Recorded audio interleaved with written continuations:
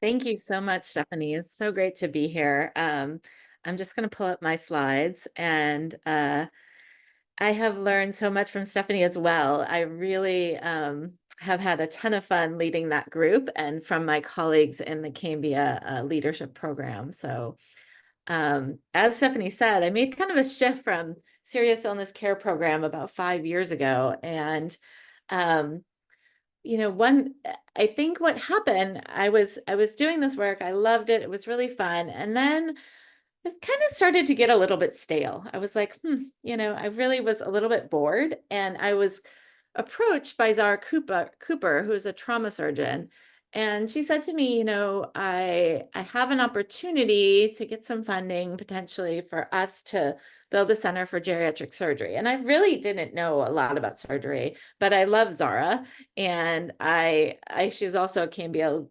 Sojourns leader, and so I decided to kind of take a bit of a risk and jump in. And this is sort of that journey over the last 5 years. And I highly recommend kind of changing your focus every now and then. It keeps you fresh.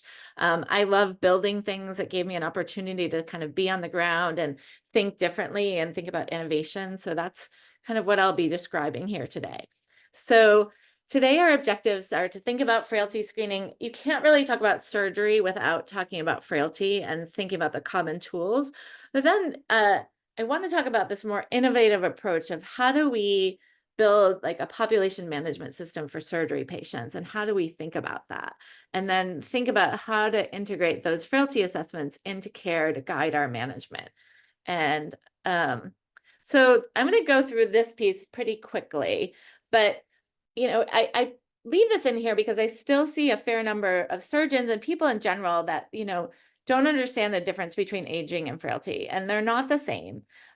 Age alone is a poor predictor of outcomes. There's really a lot of discrepancies between chronologic age and physiologic age. I see 90-year-olds who live in the community, drive, walk 3 miles a day. That absolutely is out there.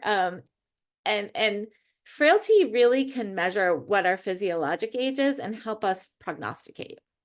So frailty has been part of the recommended pre-procedural geriatric assessment for a decade, and is very important. And I would say that frailty is one of those things where some people say, well, I know it when I see it, but they don't really know what it is. And so frailty is a decreased physiologic reserve and resistance to stressors, and it leads to bad outcomes. Uh,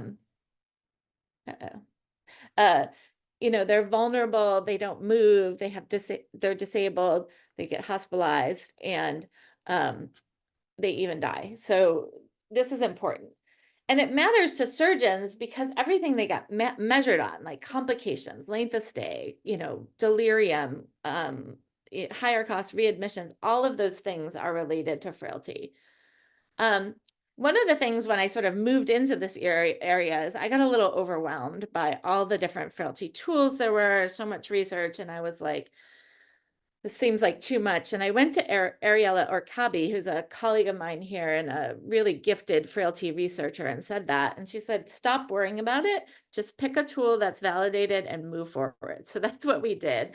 One thing I want to make sure that you understand is the difference between frailty screening and diagnosis. So we use the frail scale, which is the morally frail scale. We use it because it's really simple. People understand it, and we can easily spread it. So that just asks, are you tired all the time? Can you walk up a flight of stairs? Can you walk a block? Do you have more than 5 illnesses? And have you lost weight? And we have taught all of our surgical interdisciplinary colleagues to do this. And I'll talk more about how we've done that. And if they screen in frail, meaning and for us, we use that definition as answering yes to 3 of those questions, then they get seen by a geriatrician in clinic. And when you do a frailty diagnosis, we use the deficit model of frailty, or the Rockwood model. We look at comorbidities, how many medications, their functional level, can they hear, can they see, have they fallen, are they able to eliminate, what their cognition is, and what their nutrition looks like. And so I do a comprehensive geriatric assessment with a frailty index, and those take, about an hour, depending on how complex the patient is. And that's really where you can have a diagnosis of frailty. But the bottom line is your patients might look older or younger than stated age, and if you look for frailty, it can better guide your care. So I think, that kind of more comprehensive approach is not feasible for everyone. So one thing that's a single marker of frailty is gait speed. So if you're in clinic or in the hospital, you can just walk with your patient, and it's actually a great integrator of overall health. And here you can look at walking speed by gender and age. Sadly, I'm already starting to get slower, but you can see that as we age, our walking speed gets slower. And this is really remarkable, but improvement in gait speed by just 0.1 millimeter per second can decrease your mortality by 10%. So there's a great article in the New England Journal about how to do this, but I think this is a simple way to look at frailty. If you're curious and you want to do a more comprehensive assessment, Dae Kim, who is my colleague across the street at BIDMC, and there's a QI code here, has sort of built this comprehensive frailty index into a program that you can kind of look at all their diagnoses, their functional status, cognition, how well they're able to do chair stands, gait speed, and then their nutritional status, and will actually give you a picture. I think a picture of where their risks are. And so you can have a risk on the medical side, on the mobility side, strength, function, cognition, and that's up in this corner. So when I look at someone who has frailty, for me in surgery, the biggest operative risk is delirium and loss of function after surgery. So I'm looking out for that, and I'll talk more about that. But we take sort of the five M's, which you're probably familiar with as age-friendly through the IHI, the mobility mind medications, matters most. And so we try to get people walking as much as possible before surgery. That's prehabilitation. We work very hard, and I will talk more about how we do delirium prevention, but 40 to 60% of delirium postoperatively can be prevented with the appropriate measures. There was a lot of low-hanging fruit in terms of appropriate prescribing. When I kind of got onto the ground level in surgery, we, got rid of Benadryl and benzodiazepines and all of those medications that were on order, postoperative order sets. So that was an easy way to sort of start making some improvements. We think about optimizing nutrition and looking at everyone's chronic conditions and making sure that we don't have kind of conflicting recommendations. And then last, this is near and dear to my heart, making sure that we know what the goals of care are overall, as well as what someone hopes to gain from a surgery. And sometimes I see some unrealistic expectations of what someone might gain from a surgery. Okay, so now I'll talk a little bit more about how we've used frailty to really think about building a more population management approach. So Zara and I, 5 years ago, got together in our friend's living room for an entire day and really did some visioning and mission work. So our Center for Geriatric Surgery vision is that all older surgical adult patients and their families receive the best possible clinical care. And our mission is to provide high quality perioperative care tailored to the needs of older adults. And this is a very interdisciplinary program, and we also have a commitment to evidence-based practices. So this is pre-op, peri-op, in the OR, post-op, and post-discharge. So one of the things that really struck me when sort of moving into more surgical patients was just how, what an insult surgery is. And trauma. So Zara is a trauma surgeon, and I see a lot of trauma patients. They have so many fluid losses, changes in their hemodynamics, they have respiratory insufficiency, they have mental status change. It's really a huge insult. And when we think about optimizing our outcomes in surgery and trauma, and we think about an older adult, it's really best if you can, if you're functional, if you can walk, you can eat, you participate, you're able to have bowel movements, your breathing's okay. And then, we see our older adult patients and they're thinking, oh my goodness, right? So older patients we know have decreased renal function. They're often constipated. They have trouble swallowing. There's many of them have cognitive impairments that are undiagnosed. And so when we think about doing surgery in an older patient, we need to think about how we screen for all of these things and to make sure that we're offering the right surgical treatments to the right patients. So sorry, this slide is not pretty. I've been trying to make it better, but when we think about our physiologic reserves, as people get older, the reserves that are already in use are increasing. And then when we do surgery, there's sort of a precipice. They fall off the cliff. And so then that's when people become disabled, get delirious, have all of these negative outcomes. This was a study that was done over 10 years ago now that looked at geriatric consultation. And this was in patients that had been injured. And they saw that they were able to recover their function or their ADLs much more in the consult group when they had geriatric consults. So Zara, Dr. Cooper saw this and said, gee, we should get a geriatrician. So they did that. This is one of Dr. Cooper's early papers, and she saw that in hospital mortality reduced, 30-day mortality, ICU and readmissions, all after implementing geriatric consults. However, then what she saw was that, the geriatrician, they had one geriatrician, and when he was on the weekends, they didn't have consults, or when he was on vacation, or when he was doing CME, and everything would sort of fall back to the wait side. So she worked together with a PA, Lynn O'Mara, and really thought about how can we build a pathway that everyone will get this kind of care, and so that's around all the time, even when the geriatrician is not. So the STEP pathway is Superior Surgical Treatment of Elders pathway. That's a bit of a mouthful. And they initially used to call it the frailty pathway, and people didn't really like being called frail, and it would be on their door. So now we changed it to STEP, and it has a little logo with steps, and people like that a lot better. But Zara was really able to garner leadership support. They did a literature review. They did a ton of education and sort of building champions across nursing.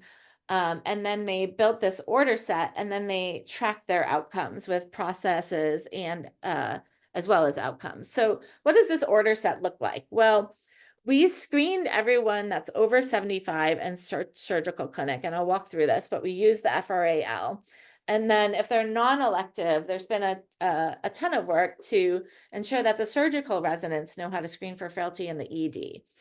If they're frail, if they answer 3+ to those questions, or they have dementia, then they get seen pre-op, or if they're an urgent case or come in through the ED, then they get seen inpatient by geriatrics. But everyone that's over age 70 gets an order set with kind of things that we should be doing for everyone.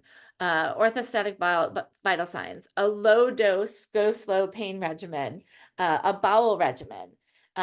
There's a huge attention to getting patients out of bed. This is something that I learned from surgery. I think in medicine, we don't do as good of a job of this, but we mobilize people much better in surgery, making sure they have their bowel movements, for the high-risk patients, geriatric consults, PT, nutrition, social work, and then fall prevention. So this is sort of a snapshot of what our pathway looks like. So this is kind of where the center came together. So we always had a geriatric inpatient fracture service that Human Jawatan runs. And then we had trauma, geriatric consults on the trauma service. And then we had what we call the frailty pathway. And then we built this STEP pathway.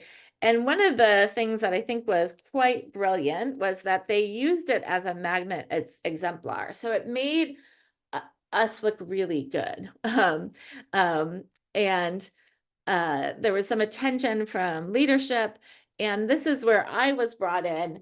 And at the same time, the American College of Surgeons was rolling out a new program called Geriatric Surgery Verification, which is similar to like a level 1 trauma center. And so I was brought in to implement that program and sort of run that in the Department of Surgery at the Brigham. So, the geriatric surgery verification is a very rigorous program. It has 32 standards. It requires, institutional buy-in, governance, geriatric friendly patient rooms, geriatric surgery director. The big piece of it is these expectations and protocols. And so one of the things that I love about this program, the first thing is that the surgeons are supposed to document verbatim what the goal of the surgery is in their notes. That's the hardest thing to do, and I also think it's one of the most important.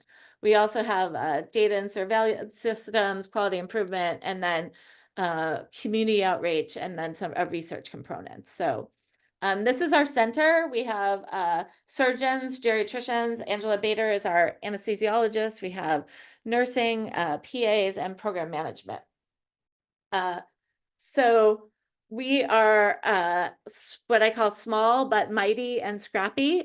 We have 8 clinical staff, all of which are part-time on the center. We have 5 research fellows and staff, again, part-time, but we've had over 3,000 visits. We've trained more than 700 clinicians, and we're able to show that we had 7% fewer readmissions in our neurosurgery patients. And we've attracted $5 million in grant funding, which is about to go up soon. There's a lot more data now to show that geriatric programs and pathways have really important outcomes. So Susan Gerhardt at Hopkins recently published that they had a 20% reduction in total cost of hospitalization with a geriatric program. Multiple sites have shown reduction in delirium between 30 and 50%. Tom Robinson, who's a surgeon at the VA in Colorado, showed that the length of stay reduced. And there's also been multiple programs that have shown length of stay reduction.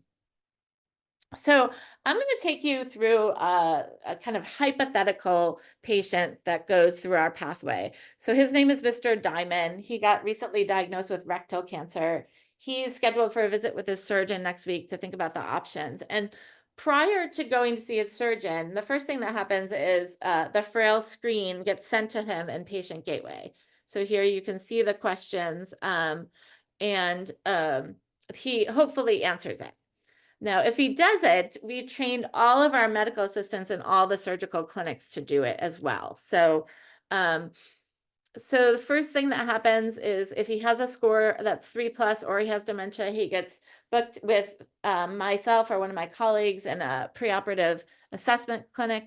Or if the patient doesn't know if they want to have surgery, or the surgeon's worried like this might not be necessarily appropriate, then they send the patient for a shared decision-making appointment. And I do almost all of those appointments. And as you can see up in the top right corner of the slide, you see standards, and those are the geriatric surgery standards that this meets, as you see. All right. And this is a busy slide, but we did a lot of work building things into Epic, which was a bit of a pain, but also very helpful. So we have a pre-op navigator, and we have flags for frailty. So we have a flag in the pre-op navigator as well as in our procedure pass. These took a long time and a lot of sort of, I would say, sponsorship to get through, but I think have been incredibly helpful.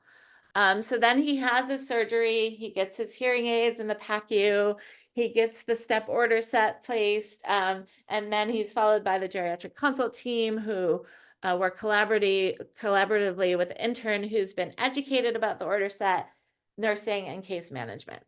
So I think some of the lessons we've learned in this is really, it's so important to start small. We had a great amount of leadership and institutional support, not only from our chair of surgery, Jerry Doherty, but our president of our hospital.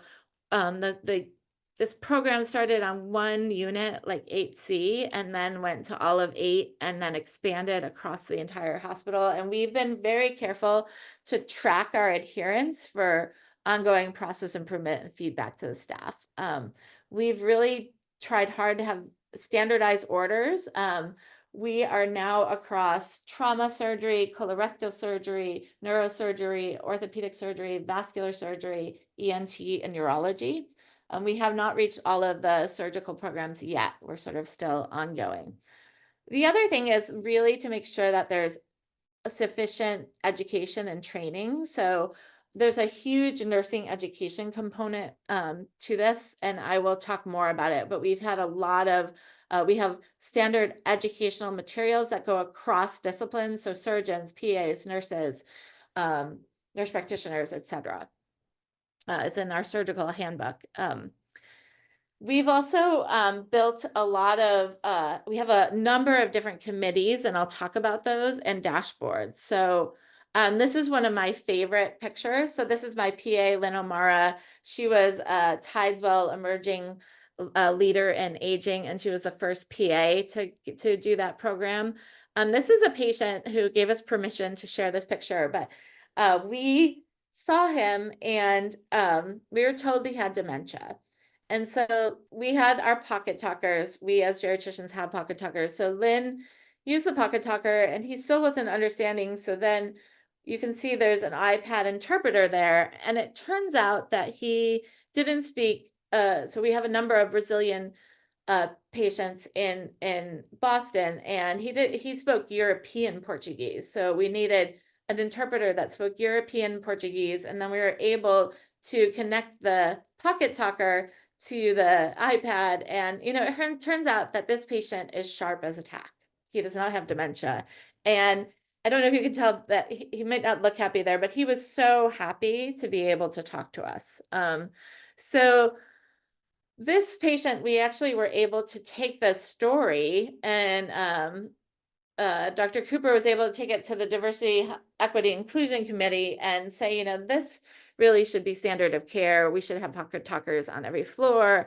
Every nurse should know to use them, and patients really don't like to bring their hearing aids to the hospital because they get lost. So we were able to get funding to have pocket talkers throughout our hospital. They were distributed everywhere in the ED, peri-op, and procedurally. And so this has been what I would call one of our success stories. Oh, and we do have a geriatric surgery quality committee. This is an interdisciplinary committee that meets quarterly. We discuss a case, like a learning case. This was one. We also look at our data, and then we also think about quality improvement projects in that committee. We also have a geriatric care improvement committee, which we have nurse educators, staff nurses, nursing leadership, critical care, ED. It's sort of a huge group of people, and this is where I would say we really have a groundswell of support. So all of the different units have projects that they run. Amy Bulger is our nurse director of geriatric operations at the Brigham. When we started, we had none. We got her for half-time, and now we have her full-time. We had her full-time for a short time, and now she's getting her PhD, which I fully support. But as you can see, different quality improvement projects by the nurses, capturing what matters in the neurosciences unit, post-fall debrief tools, all run really by the units, and a number of these have been gotten awards through niche or through different projects, Press Ganey, whatnot. We also have a geriatric surgery dashboard, and I have to say this was one of the harder things we did, and I found it a little bit surprising because we already measured things like falls, CAUDI, CLABSI, etc. But we were able to add delirium. And one of the things that was hard to do was just to filter by age, by service line, so that we could filter by orthopedic surgery or neurosurgery, whatnot. We also kind of track our order set usage, as well as how many people get geriatric consults. And then we can look at patient level data as well for further analysis. But overall, sort of building this dashboard took us about a year. It's built in Excel right now. And we are just in the process of moving it to Tableau. So this is the data that we share with our geriatric surgery quality committee. And then we share it with the leaders of each group, so the chair of orthopedic surgery, the chair, and then they share it with their teams. And that has been a good way for different groups to see how they're doing and get buy-in. And I also think there's a little bit, in any academic medical center, there can be some competitiveness. So orthopedic surgery wants to do better than neurosurgery, et cetera. So that can be helpful. So another arm of our center which is huge, is education. This is a sort of a backbone of the center, and it's really about sort of raising the bar for the care that everyone gets and ensuring that there's kind of a minimum level of care for everyone. I'm not going to go through all of these things that we do for education, but we get to meet the surgical interns on day one, neurosurgery, general surgery, et cetera, which is really fun, and sort of introduce them to our program. We do lectures for all the residents in all our surgery departments. We have an app that kind of houses all of our materials. We have a ton of pocket cards and wall charts, which we still find helpful, particularly in the ED. We have a big pathway sign that reminds people to screen for frailty.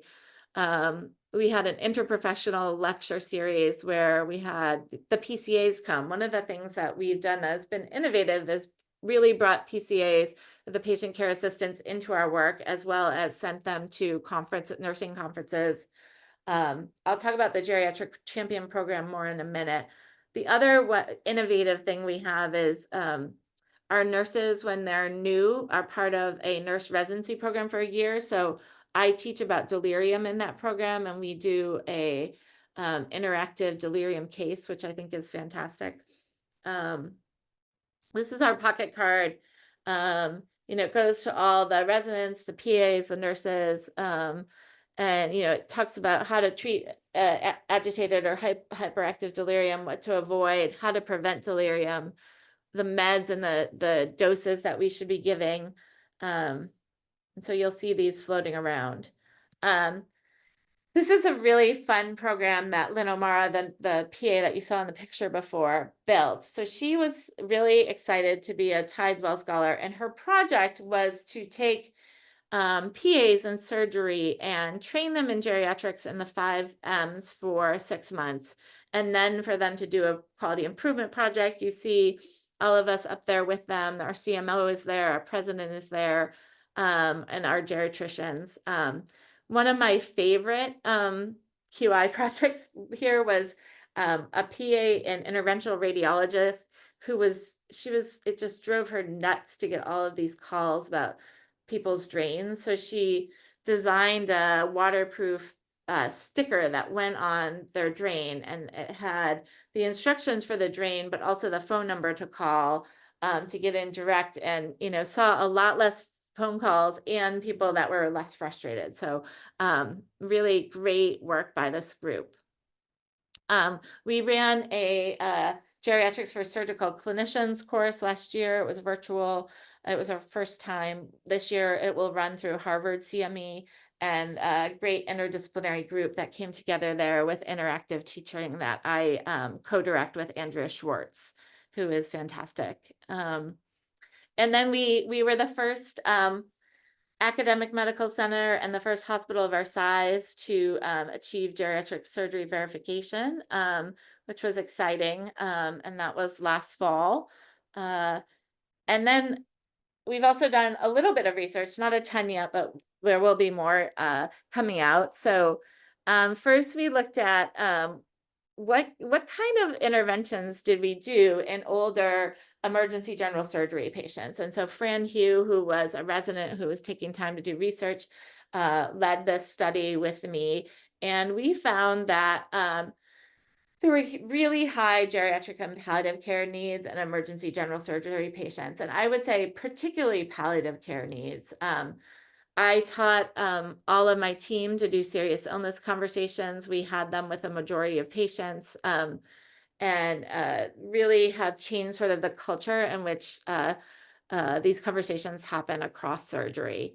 There in the interim time since I've started this program, there's great study that was done by Tom Gill, but for patients over age 65, 1 in 7 dies in the year following their surgery. And if you're frail, you have a 1 in 3 chance of dying, and dementia 1 in 4 chance. So it's really important that we do these conversations.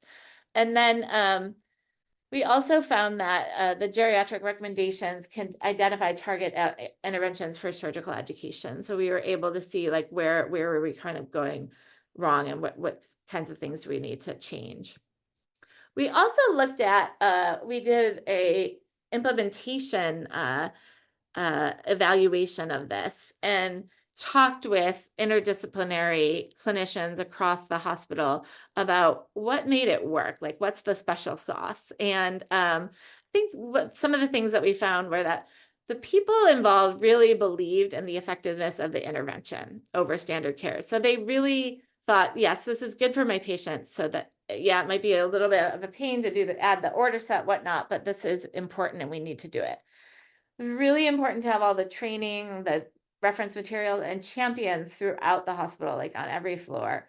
And then you do need some institutional level investment in the resources. So now we're in a really fantastic a position where CMS has introduced an age-friendly rule, and some of you may have heard about this.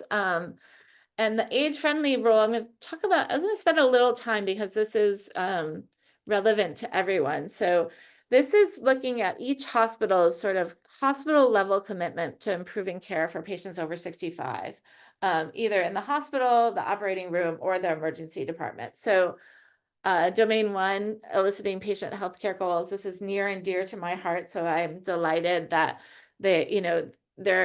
and right now this is an attestation measure, meaning so either you as a hospital say you do or you don't do it. And the attestation measure, and this is a pay for reporting measure at this point. So in 2025, as long as you sort of report whether you're doing it or not doing it, it's just you get paid for reporting. And then usually in CMS, when you do this, you eventually lead to a pay for performance.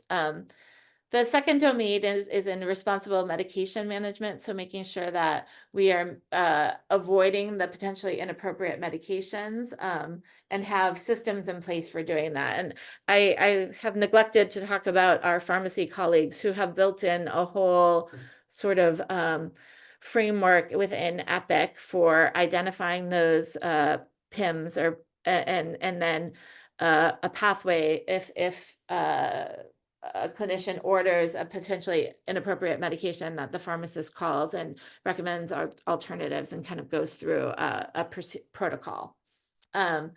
Domain 3 is making sure that frailty that we screen for that, and that there are the positive screens result in a sort of change or a management plan. The other piece that we haven't done as much work on, but I fully support, is this looking at social vulnerabilities. So making sure that we know if they're socially isolated, that they have access to food, whatnot. And then making sure that there is age-friendly leadership.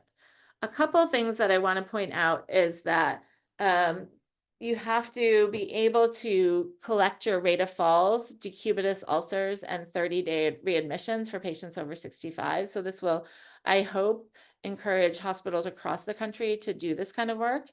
And also that these are stratified by demographic and social factors, and that we can use that to then drive improvement cycles. So I think this is really great news to see this here, and I think will really hopefully spur investment, ensuring that we are doing this kind of work. So our new vision is to really imagine a healthcare system that cares for him as much as you do. And I have to say, I'm really excited because we just received funding to spread our program that we built at the Brigham across all of MGBs. So that's all 9 hospitals. And so that will be really exciting. And I think, one thing that I just haven't been able to mention yet is a little bit of the why. One of the things that I experience as a geriatrician fairly regularly as texts from friends or colleagues that, people are talking about these things that happen to their parents or their grandparents. And I think a lot of them are potentially preventable. And I think we can do a better job. And so this has been really exciting work for me. I've been really delighted to be able to do it. And I'm so happy that Stephanie asked me to give this, to share this work with you. And I'm excited to take your questions and comments. So I'm actually going to stop sharing so I can see people, I think. All Okay. right, Stephanie. And I think we Thank have, you so much. yeah, a fair amount of time for questions. Great. Yeah, no, we do. And we have a number rolling in from the Q&A. So folks keep going in the webinar window. So um, I'll go to the first question that came up, which I love. So Dr. Golden asked, so all of the things you mentioned are evidence-based medicine. If you were to name one thing, would you say that a hospital needs a geriatrician? So with regards to all the different interventions you were talking about.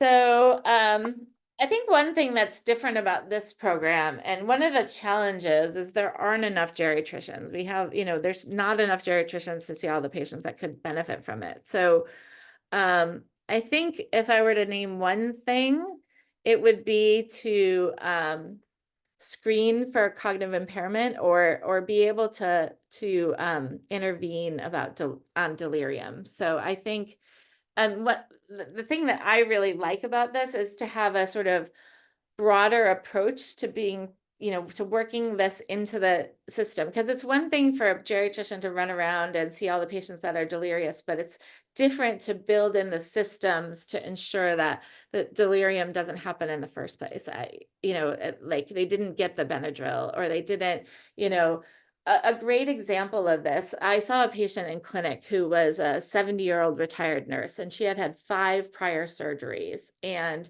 she actually had gotten delirium after each surgery, and she was terrified of being delirious again. So I was able to see her preoperatively and notify our director of geriatric operations, which is a nurse, who then was able to ensure that her son stayed with her throughout her hospitalization, including at night, and make sure that we had her on a floor with all the Sept protocols, and then also get seen by anesthesia beforehand, and she actually didn't get delirious. And she's a huge advocate for our program and sort of will go and talk to people and say why this is so important.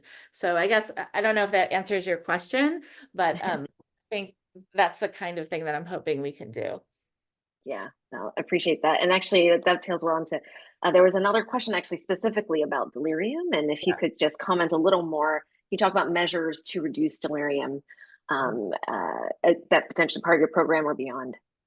Yeah, so the first thing that I did was look at all of the surgical order sets and really get off the Benadryl, get off the benzodiazepines, all the medications and I would say those are the biggest triggers that I see when I see patients that have delirium is they've gotten those medications.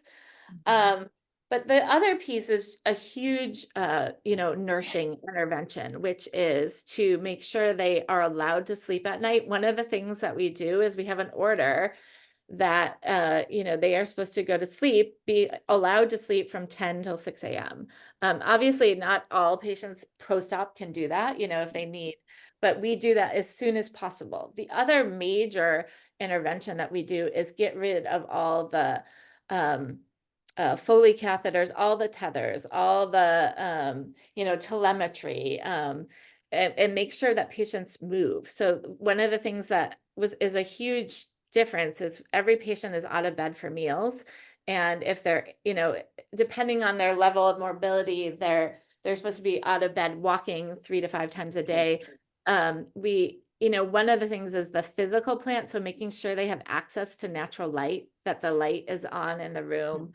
And then if someone has a history of dementia, one of the things that we work really hard to do is if there is a family caregiver or a family member that wants to stay with them all the time, we work really hard to get them a private room. We currently don't have a lot of private rooms, so that the patient can stay with a family member and remain oriented. So I think those are some of the major things. And so, and the other thing that we do, and I don't know if, I know this doesn't happen everywhere, is our nurses do CAMS, or confusion assessment method, every 8 hours, and then we're able to track it. So, and I think that is also hugely helpful to know whether it's happening or not. And at first we saw all the delirium rates go up because we were tracking it, right?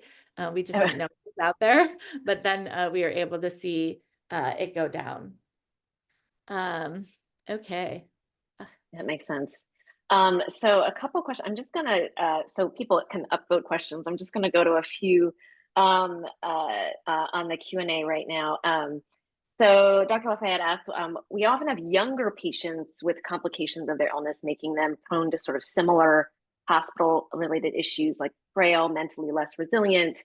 And, can you comment, or can programs be age agnostic and focus on risks? It's a fantastic question. And so Yeah. really, it's really funny. Last night I had dinner with, we had a visiting guest. And so Ron Ledet is our head of colorectal surgery. And of course, we use ERAS, the Enhanced Recovery After Surgery order set. And when I came to him with these proposed changes, I said, this is for everyone over 65 or 70. And he was like, why does it have to do that? Let's put it in for everyone. Why can't my 40-year-old sleep at night too? What a radical idea to let our 40-year-olds sleep in the hospital. So he has been a huge advocate for doing this for all patients. And so I think it's something that we have certainly thought about. And if a surgeon, my kind of rule of thumb is, if a surgeon asks me to see someone and they're worried about anything, I generally will see them. Mhm. Even if they're 50 and, have some sort of issue that makes them higher risk. So it's a great question. Yeah, that makes sense. So the next question is from our clinical chief for geriatrics, Katie Ward. Dr. Ward asked, so thank you for, and this is a little bit related to my question as well. Thank you for this amazing talk and work. I can see that much of your success, the success of your work, is the education your team is doing. How did you get all those platforms to do the education? And then the second question is, how have you been doing the quality control of these geriatric programs and pathways? I distinctly remember your comment that getting the surgical intern educated regarding the order set, and just thinking that how much it takes to do that on busy services. So yeah, so the education and then quality control. So one thing to note is that this program has been going about 10 years now. So all those education things didn't happen overnight. They've been cumulative, and we've grown. So I think that the education pieces are absolutely critical to this. And, the other thing is just the why. We have been able to capitalize on, there's so many people that have parents or grandparents that have had some bad experience in the hospital, and we take that energy and bring it to this. So we have a lot of volunteers, a lot of buy-in. I think, like I said, we've been able to measure. And then the other piece you asked about measurement. So we've tried really hard to measure everything we're doing so that we can take it to our leadership and show that, and then garner more resources. So that has been really successful. The dashboard has been a work in progress. One thing that I feel really passionate about is for our leadership and our colleagues in quality improvement and patient safety to see that most of the patients that are falling and, have delirium and whatnot are all over 65. And, so we really do need the resources to treat this population differently, and be able to, with the right resources, I do believe that we are able to impact delirium and length of stay. The other thing that I do that I don't think I mentioned is when I had a full clinic yesterday, and of course I'm not done with my notes, but is to talk to them about what's going to happen after surgery. And so, some people are really motivated, want to go home, and some people know they want to go to rehab. So then I get them looking at where they want to go. And I actually put the name of the Mhm. rehab that sometimes they know where they want to go, and I'll put it in their note and say, this person wants to go to this rehab. And we try to get them in and out as fast as possible. So. Thank you for that. And then from Dr. Matt Macias, he writes, thank you for coming and sharing your journey. I'm a geriatrician and run our growing and also scrappy inpatient consult service Yeah. here at Stanford. Yeah. He's our medical director. As you mentioned, CMS announced reimbursements that incentivize age-friendly care throughout the hospital system. Do you have advice on how you would leverage that momentum to get that sort of vital institutional investment to launch these age-friendly initiatives? Fantastic question. So I do think it's really helpful that we got this. I mean, I think I and my team probably wrote 15 letters to get this, support to in CMS. I think this is the beginning of getting a broader institutional buy-in because they're going to have to measure it. And it's a little unclear exactly how this will work. So it's pay for reporting at first, and then, it will be pay for performance. So I think that should incentivize people to want to kind of participate in this. And one of the things that our next step in this program is really trying to make an epic package that sort of takes our order set and has it. So right now it's very individual, and we want to make it a package that's sort of customizable and easier to spread. And then we'll also have kind of an education package as well as what are the key metrics that we need to measure? So a dashboard package as well. And we hope to be able to share that as a more national program in several years. That's kind of the goal. So. Great. Thank you. And then this question coming from Dr. Georgie. So great presentation. Have you seen a difference in outcome when medicine service admits the patient with surgery consulting versus a primary surgery admission with medicine consulting or geriatrics consulting? So we have in orthopedics, we have co-management. So our geriatrician is actually embedded in the orthopedics team and writes orders. He has been embedded in that team for 10 years. The other surgical services, we're still a consult. Primarily, most of our patients are admitted to surgery with either geriatrics or medicine consults. We do, for very complex patients, they are managed by medicine, but it's not the numbers aren't enough to really look at differences, unfortunately. Okay. Maybe over time we could do that. Yeah. Mm-hmm. Thanks. Yeah. Okay.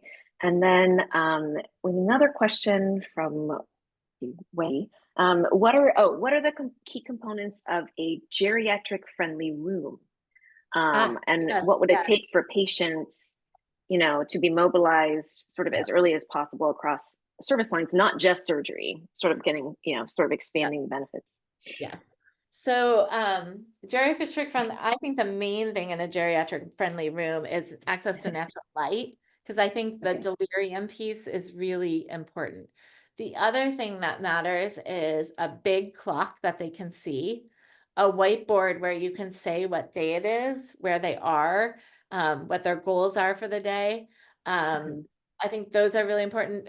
And then, there's sort of non-skid floors, all of those kinds of things. But those are the things that I think are the most important. And the hardest is sort of the natural light. The other thing that I find challenging is we have double rooms and some of them are really crowded.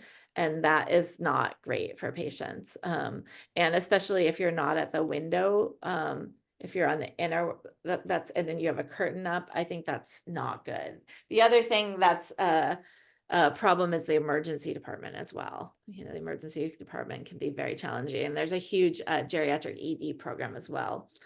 One thing will be fun about this expansion across NGB is that we will actually expand beyond surgery. It will happen in surgery at the academic medical centers, but we will be on med surge units in the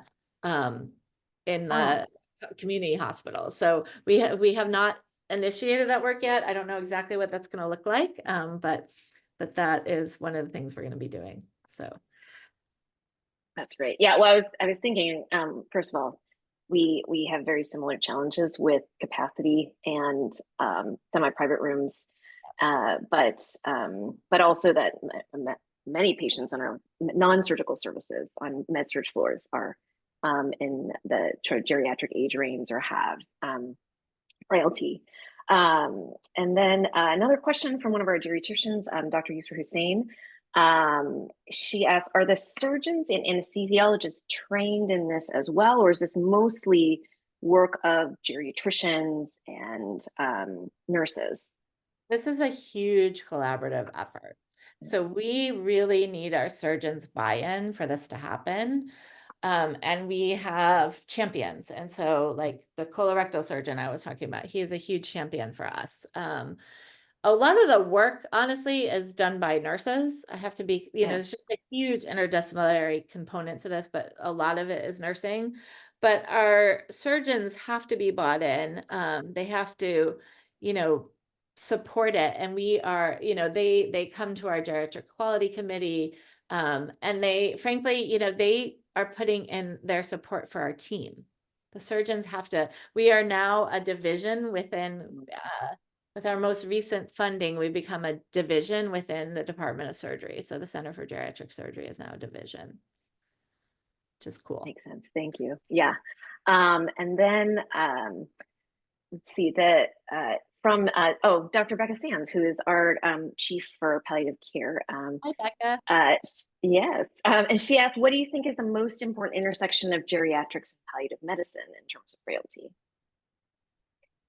Oh, definitely the serious illness conversation. So it's really interesting. So, we're talking with funders and they really want to support this work. And I see this as a key component of the work, primarily because of the readmissions. I think that many readmissions are just poor discharges, or like lack of a prepared discharge. And so it's really critical, particularly for emergency general surgery patients and trauma patients. So those patients that fall and break their ribs, all of those patients need serious illness conversations. So that is a key component of this program. And, luckily we have, and you also have the serious illness care program to kind of train people, train interdisciplinary clinicians, because I do think that, these conversations can happen by social work, by nurses, by, by surgeons, by anyone, but I think it's really critical. Lynn Flint, who's over in your area of the world, wrote a beautiful paper of rehab to death. And I think we do have that problem. And the solution to that is to have more serious illness conversations, because sometimes you have one and you have, it doesn't always sink in. You have to have another one, and another. So. Well, thank you. We're at the top of the hour. Dr. Bernacki, thank you so much for joining us. So much to think about, especially as many of us have either aging parents or care for aging patients in our clinics and in the hospital. And I think with that, we'll close. And I know you're off to the airport, so yes. Thank you so much for joining us. Thank you, everyone. In any case. The preceding program is copyrighted by the Board of Trustees of the Leland Stanford Junior University. Please visit us at med.stanford.edu.